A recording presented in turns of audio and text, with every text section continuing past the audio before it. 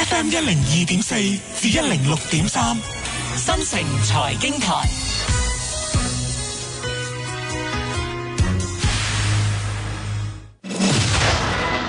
晚上9點，新城財經台新聞報道。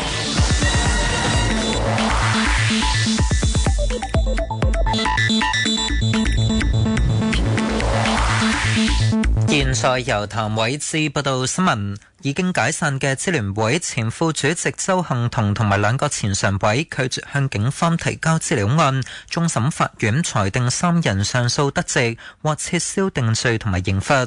政府表示會仔細研究判詞同埋相關法律原則，研究點樣進一步完善相關嘅法律制度同埋執行機制。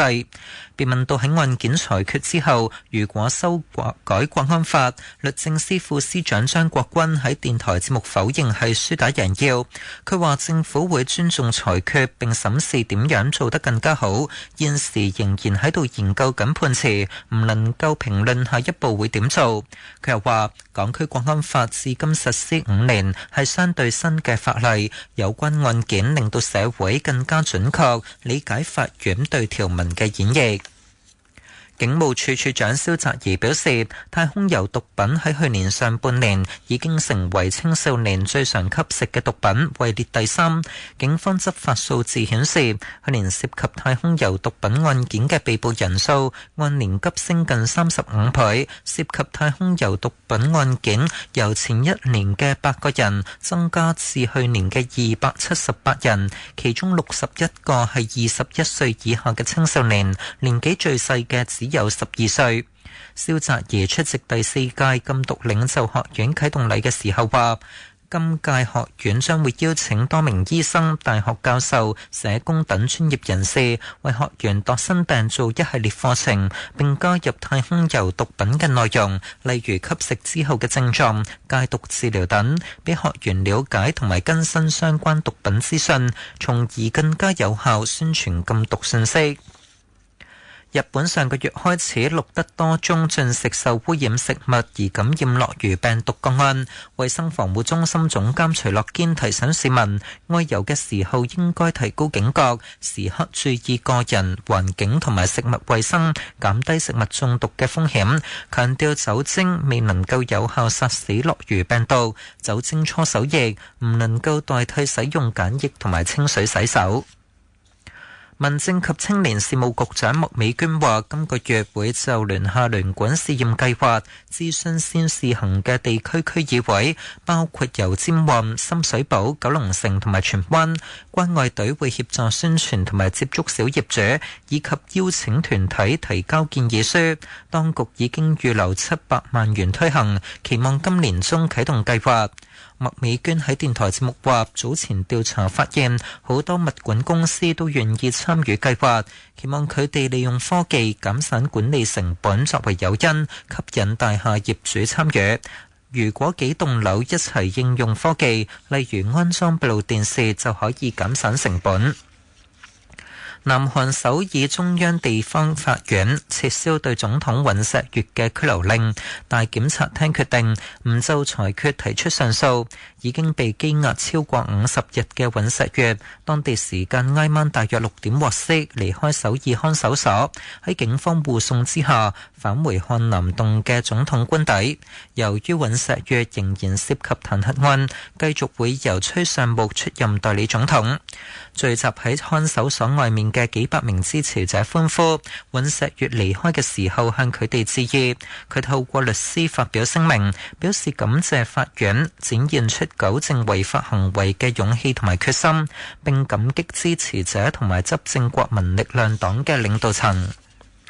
日本東北新幹線兩列合併行駛嘅列車日前行駛期間突然分離，冇人受傷，係繼去年9月之後再次發生同類事故。東日本鐵路公司今明兩日繼續暫停東北、秋田同埋山形各條新幹線嘅合併運行，直至查明事故原因。日本國土交通省認為今次係重大事件，運輸安全委員會已經展開調查，確認列車狀況，並向相關人員作查詢，亦都會調查今次意外同去年同類意外嘅關聯性。呢一節嘅新聞報道完。新城財經台一路理財，一路生活。FM 102.4至106.3，一路理財，一路生活。Wealthy Life all the way。新城財經台，新城財經台天氣報告。本港地區今晚及明日天氣預測大致多雲，聽朝最低氣溫大約16度，日間部分時間有陽光，最高氣溫大約21度，吹和緩至清勁偏東風。聽日初時離岸及高地間中吹強風，展望隨後一兩日氣溫逐漸回升，短暫時間有陽光，下周中期漸轉溫暖潮濕，沿岸有霧。現時氣溫17度，相對濕度74%。強積金冇得再對沖啦！2025年5月1號起，僱主嘅強制性供款就唔可以再用嚟對沖僱員轉制後嗰部分嘅遣散費或長期服務金啦。但老闆都唔使擔心，政府有25年嘅資助計劃，分擔僱主取消對沖後嘅支出。取消對沖快實施，僱主僱員應要知。想知多啲，請瀏覽 www.op.labor.gov.hk。你偷偷地拎晒我啲舊金飾去邊啊？老婆大人，呢啲首飾10年都唔見你戴，咪諗住變現咯。吓，又爛又舊，仲要唔同品牌，有人收咩？唔理新舊品牌，K 金、鉑金定足金，麥表通通都收。過程專業透明方便，除咗即時換現金，仲可以揀賺多10% 現金消費額 shopping。本來諗住換翻件天然鑽飾送俾你，不過你唔想就。老公使錢精明又錫我實支持噶，快啲帶我去麥表收金增值啦！冇策略、冇計劃、冇組織，單打獨鬥，本錢又少，你心目中嘅散戶就係咁？做個精明散戶，就算小本投資都可以成為一路奇兵。逢星期一至五下晝5點，我鄺卓毅每日請嚟不同 KOL， 集合各門各派，從小投資者角度出發，分析各個潮流熱炒概念。新城財經台散戶奇兵，投資市場日以繼夜，夜以繼日，不停運作。黃師傅黃偉傑、Johnny 朱明亮，晚上繼續同你摸實環球市況，深入探討宏觀經濟數據，詳細分析公司業績公告，同你挖掘投資價值，仲有每日一股推薦。逢星期一至五晚9點半，新城財經台繼續開市。從中醫角度關注都市健康問題，龍本方特約中醫藥透視。以下內容含有間接宣傳。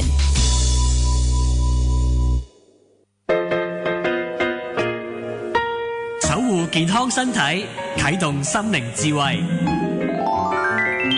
健康地球人，劉遠芬、梁秋蓉。時間呢真係過得好快脆吓，又見到我好拍檔呢位呢，就係梁秋蓉總醫師，梁醫師你好。你好，劉遠芬。今個禮拜呢，我哋都會講一個好多時候會見到，我相信你平常喺臨床當中呢，都好多人因為呢樣嘢而覺得困擾去睇醫師，係咪啊？冇錯，都多嘅。因為講緊即係我哋講話呢個都算係都市病啦，因為始終呢，即係同食係有關係啦。咁啊，相信呢，有呢個嘅病嘅朋友都知道嘅，有陣時呢，可能個人緊張啲啊，壓力大啲咧，佢個發病咧又會高啲嘅。係噶嘛，我哋即刻就揭曉啦。究竟講咩咧？咁係啦，咁今日咧我哋咧就會講下中醫點樣去處理慢性嘅胃炎嘅。咁喺直播室裏面呢，請嚟謙一堂中醫診所嘅陳曉岳醫師同我哋講下呢個話題。陳醫師你好，你好，大家好，你好。咁啊，我哋即刻嚟咯，好嘛？講下有關呢個慢性胃炎啦。先界定下咩係慢性胃炎先。好，慢性胃炎呢，其實就係一種反覆或者長期性嘅一個胃部嘅唔舒服嘅，咁即係一個比較長啲嘅時間，例如會有胃痛啦、胃脹啦、胃氣多、反胃、消化不良、胃酸倒流等等嘅。咦，我啱聽你講啊，常常都有呢啲咁嘅朋友都會講下，我都有呢啲問題啊。咁但係如果我哋發展落去咧，會唔會變得係比較嚴重，可以甚至乎係有啲我哋擔心嘅事會出現呢？係㗎，如果處理得唔好呢，咁可能會發生一啲嚴重啲，會有啲胃潰瘍嘅情況咯。係咁啊，呢個所以都要即係早啲去及時咁去處理啦。係，因為陳醫師，如果你話講慢性胃炎呢，可能尤其是頭先你提嗰啲嘅症狀啊，有啲胃脹啊、胃氣啊、消化不良，其實就實在太常見啦。但係如果你話呢，去到嚴重嘅時候，去到胃潰瘍啦，咁大家就會即刻就會緊張翻好多啦。對於呢一個嘅疾病，咁但係因為頭先都講啦，咁常見嘅一個問題。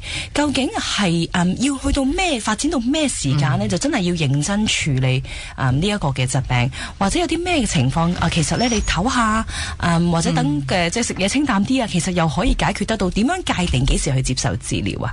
嗱，咁如果係話即係急性啲嘅情況啦，譬如食錯嘢嗰啲嘅嘔吐啊，又或者食滯咗，咁有啲飽滯嘅感覺咧，咁呢啲可能2-3日就會可以處理好。咁但係如果你話已經係去到長期反覆講緊幾個月啦，都又胃痛又胃脹又飽飽滯滯，或者成日都發生咁樣，係啦，又話胃酸倒流咁樣，呢啲成日都發生嘅時候呢，咁就其實要認真處理噶啦。係咁啊，譬如我哋講話即係慢性胃炎啦，咁啊香港地好多人個胃多少少都有唔舒服嘅。如果我哋講話要發展到去慢性胃炎呢，個原因又會係點樣樣呢？嗱，如果喺中醫嚟講呢，我哋要知道點解會發生慢性胃炎呢？咁有啲人可能係本身佢嗰個出廠設定先天係脾胃虛弱嘅，可能細個嘅時候食得快餐多，營養唔好，咁留低咗一個病根喺度。去到大個啲呢，已經話食少少又話飽，食得太多又唔得，太少又話胃痛。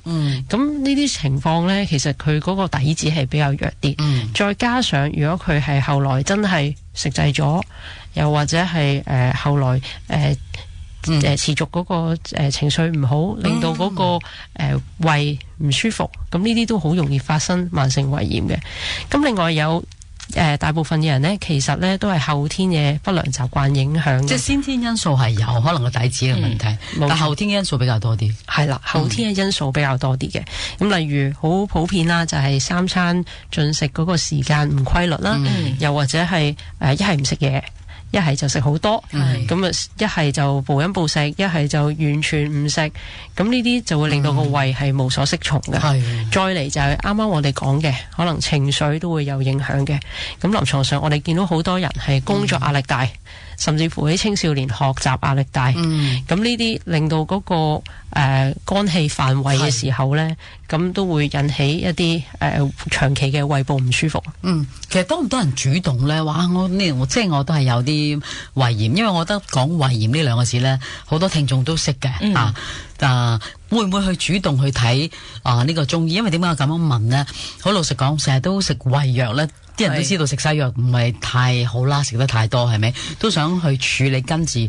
喺呢個部分裏邊，喺你平常當中呢，係咪好多病人都會主動睇嘅呢個病係？其實我哋臨床上邊咧都見到唔少呢一類嘅病人嘅，往往都係話可能就已經唔係一陣子噶啦，個胃已經唔舒服咗幾個月半年咁樣，咁可能就本身平時食少少胃藥就處理一下啦，咁但係咧一停咗咧胃藥咧又爭啲，成日都閹住好閹悶咁樣，咁所以就會過嚟揾我哋中醫去揾一揾嗰個原因，咁同埋去處理啦。同埋我知道中醫你講呢個咩病都好啦，都總會講症型噶嘛。如果我哋講慢性胃炎，係咪都一樣會有症型嘅呢？會嘅，係啦。咁首先我哋睇個病人嘅時候呢，見到佢嚟到話胃唔舒服，咁我哋要了解佢究竟係胃嘅乜嘢唔舒服啊？係胃痛、胃脹、胃酸倒流、消化不良，定係其他嘅唔舒服？咁我亦都了解下佢嗰個發作嘅時間啦。譬如佢係飯前定係飯後唔舒服，咁通常呢，飯前唔舒服呢，就係通常係虛症為主嘅，飯後唔舒服呢，咁通常就係實症為主嘅。咁另外又會了解下佢發作嘅時間啦。咁譬如佢係朝頭早發作啊，夜晚發作啊，定係凌晨發作啊？係啦。咁有啲病人就話俾我聽，凌晨往往就係胃酸倒流，搞到瞓得唔好。咁呢個好多時都係同佢夜晚食得太多，亦都係太夜食，咁令到夜晚嘅胃酸即係湧起咗啦。咁呢個我哋話胃火，咁影響翻個睡眠。咁另外仲有一啲呢，就係話係，我係起身刷牙嘅時候會有啲乾嘔嘅，咁但係食完早餐又冇嘢嘅喎。咁呢個情況呢，好多時都係比較脾胃虛弱啲嘅人先會有嘅。係啦，咁另外我哋又要了解下佢嗰個，譬如有胃痛係乜嘢痛啦，咁可能係脹痛、刺痛、灼痛定係隱隱地痛。咁脹痛我哋通常就係氣滯為主啦，刺痛呢就係血瘀為主嘅。咁另外灼痛呢就係同胃火、胃熱有關，而隱隱地痛呢，我哋就會覺得係虛症嘅。係，我自己覺得呢，中醫最過癮就係呢樣嘢啊嘛。即係如果喺西醫嘅角度，佢就如果你有胃氣，咪俾粒化氣你咯；你有胃痛，咪俾粒止痛你咯。但係啱啱我聽到即係陳醫師你講嘅時候呢，都已經有好多不同嘅類型喺當中，然後跟住再對症下藥。一陣間翻嚟呢，我哋會再詳細傾下有關呢一方面。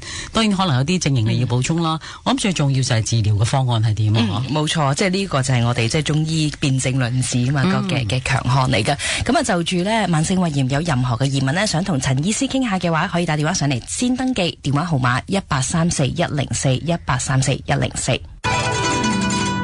都市人做嘢咁忙，冇時間睇火煎藥，而家飲中藥方便快捷。龍本方中藥配方顆粒，唔使煲唔使煎，沖水即溶即飲，仲保留傳統中藥療效。產品更經過重金屬、有害元素、微生物同殘餘農藥測試，配合先進技術提煉中藥精華，安全可靠，品質保證，至值得信賴嘅中藥品牌，梗係龍本方啦。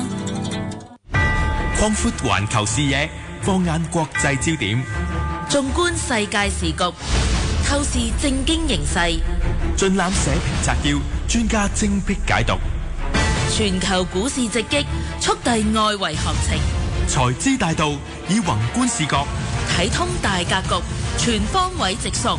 逢星期一至五上晝7點至9點半，主持郭建明、林潔瑩、何文傑。每朝與你踏上財資大道，沿途緊扣全球脈搏。智慧相傳，各展所強。第2屆商務經濟產業100強發展大獎，連結灣區9+2城市各優秀企業家以及專業人士，增加業務機會，為本港以至大灣區經濟創造更大市場空間。想俾港澳及灣區商界領袖認識你公司？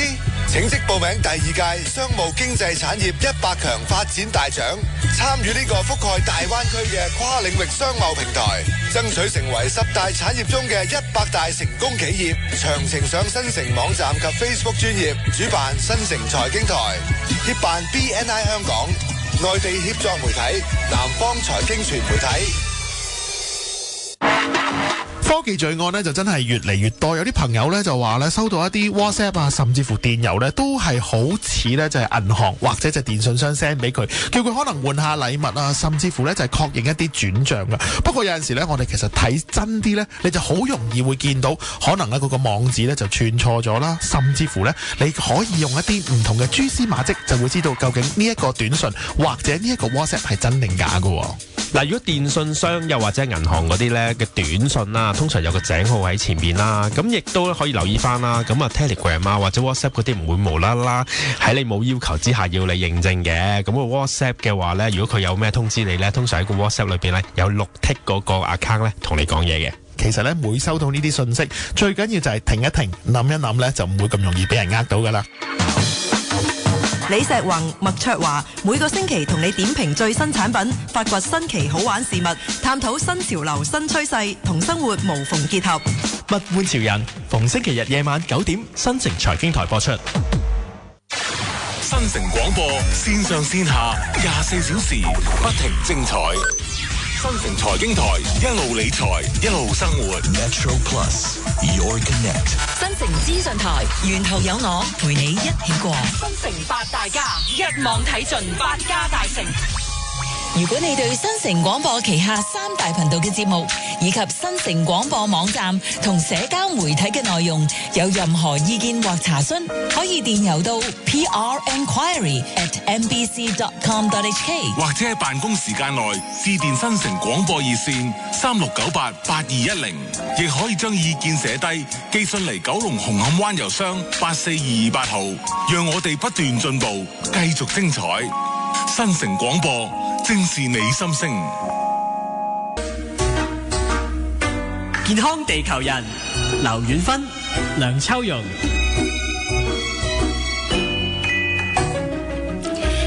翻嚟健康地球人嘅時間，繼續有謙一堂中醫診所嘅陳曉娥醫師呢，今日呢同我哋講下慢性胃炎。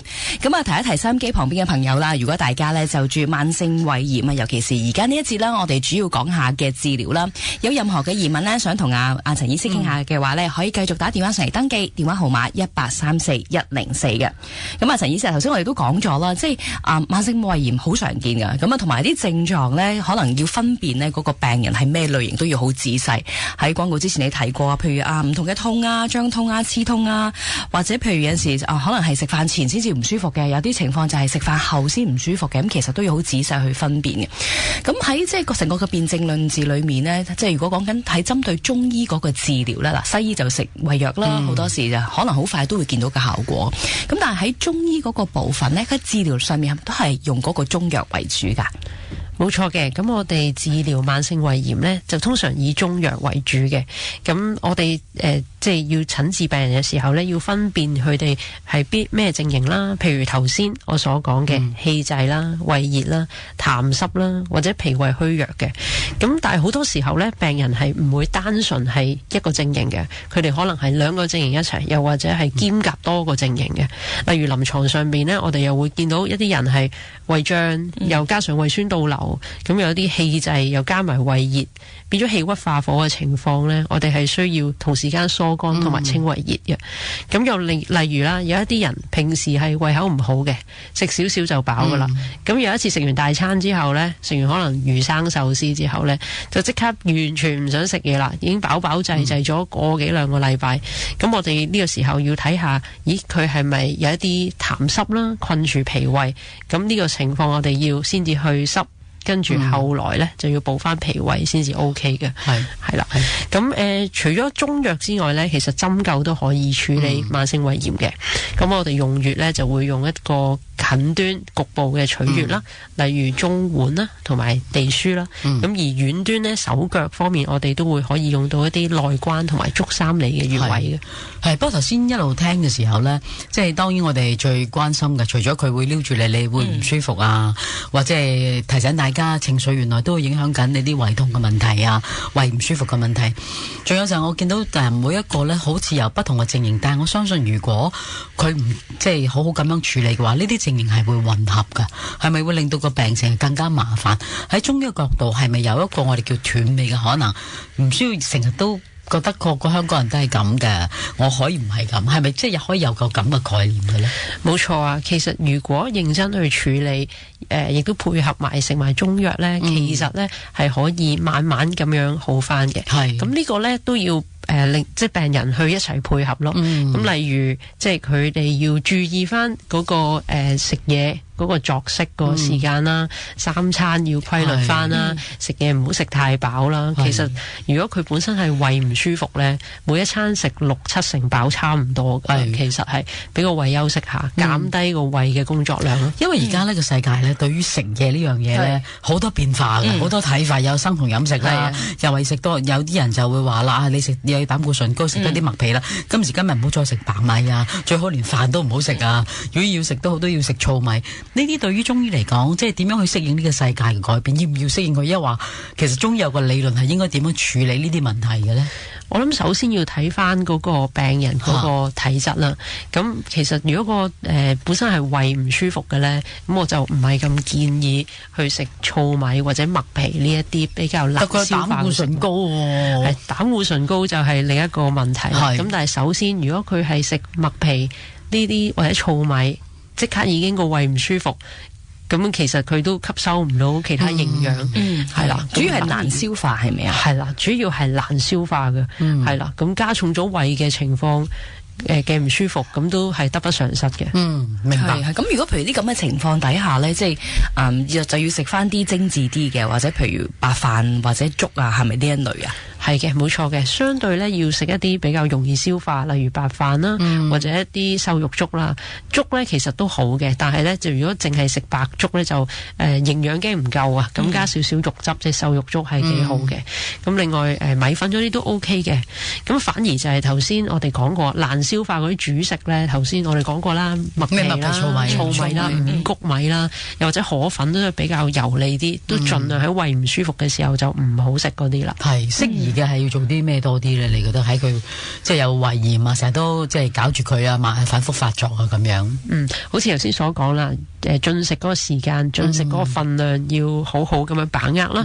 咁另外頭先我哋講過一啲主食啦，咁但係另外一啲譬如蔬菜啦，我哋都可以食啲比較容易消化啲嘅熟嘅蔬菜，例如啲紅蘿蔔啊、南瓜咁樣。咁呢啲都係可以即係又有營養又容易消化嘅。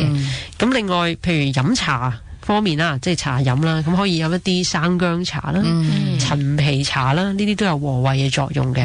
反而話嗰啲咩齋啡啊、濃茶啊，或者係酒啊，咁呢啲咁一定係要戒咗佢會好啲啦。明白。係咁啊！如果譬如我哋講緊呢，真係除咗食飯啦、食粥啦，你講過譬如加啲肉汁啦，譬如啲湯水啊嗰啲，又可唔可以輔助一下個胃嘅唔舒服嘅咧？啲湯水咧，其實都係以比較唔好太過腥味太過偏為主嘅，即係唔好搞咩突然間燉湯啊，補得好緊要嗰啲咧，咁啊反而係令到個胃嘅負擔好重，同埋咧有時如果燉湯咧，其實都比較油膩啲，咁我覺得都盡量避免，即係尤其是如果係食緊中藥嘅話咧，你再食其他藥材湯咧，反而就會 overdose 咗咯，係太多啊，係好嘅。不過當然啦，我知道好多朋友咧，即係喺飲食上面有好多古靈精怪嘅諗法，都係難免嘅。因為我見到邊個又咁樣做咧，又好似減到肥啊，而我有一啲身體嘅問題，醫生又建議我咁啊。有時我好難攞到個標準啊，我覺得有困難嘅，好難嘅。因為尤其是我哋中醫嘅角度啦，即係好個體化噶嘛。人哋隔離陳師奶啱咧，唔代表你啱噶喎。咁每個人體質都唔一樣啦。咁啊，頭先陳醫師都有講嘅，其實咧即係就算一個痛啊，或者係一個胃炎都有唔同嘅症型啊，可能有機會熱嘅，有機會係虛嘅，有機會係實嘅。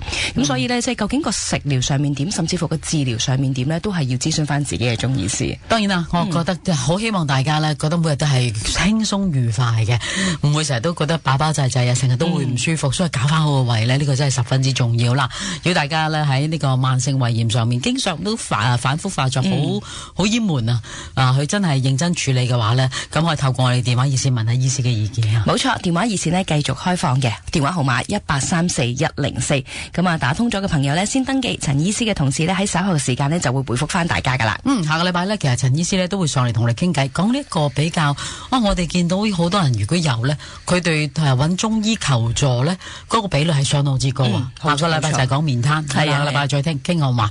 好，咁啊，唔該晒陳醫師，下個禮拜見到喎，拜拜。逢星期六晚上9點到9點半，中醫藥透視由龍本方贊助播出。都市人做嘢咁忙，冇時間睇火煎藥。而家飲中藥方便快捷，龍本方中藥配方顆粒，唔使煲唔使煎，沖水即溶即飲，仲保留傳統中藥療效。產品更經過重金屬、有害元素、微生物同殘餘農藥測試，配合先進技術提煉中藥精華，安全可靠，品質保證，只值得信賴嘅中藥品牌。